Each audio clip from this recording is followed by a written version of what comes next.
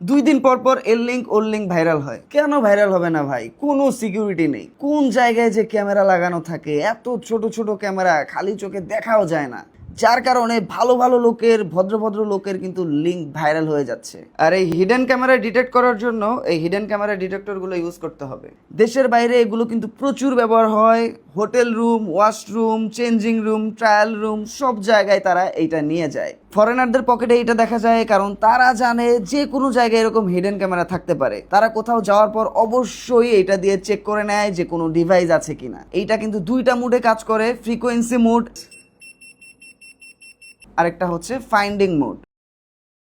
এটা দিয়ে সহজেই বোঝা যায় গোপন ক্যামেরা, ভয়েস রেকর্ডার বা জিপিএস ট্র্যাকার কোনোখানে লাগানো আছে কিনা। তো যারা লিঙ্ক ভাইরাল করতে চান না, এক্সপোজ হতে ভয় পান, বা কোথাও ফ্যামিলি নিয়ে যাচ্ছেন, বিভিন্ন জায়গায় থাকতে হয়, সিকিউরিটির একটা ব্যাপার থাকে, পকেটে এই জিনিসটা কিন্তু রাখতেই পারেন। আর এইটার সাথে একটা গোল্ড কয়েনের অফার চলছে। পার্সেলের সাথে একটা গোল্ড কয়েনের স্ক্র্যাচ কার্ড যায়, যেটা স্ক্র্যাচ করলে আমাদের লাকি কাস্টমাররা গোল্ড কয়েন থেকে শুরু করে 2000টা পুরস্কারের মধ্যে যে কোনো একটা নিশ্চিত পুরস্কার অবশ্যই পেয়ে যাবেন, কারণ প্রত্যেকটা কার্ডে কিন্তু কোনো না কোনো পুরস্কার অবশ্যই দেওয়া থাকে। আর নিজের জন্য এই ডিভাইসটা কিন্তু সাথে রাখতে ভুলবেন না।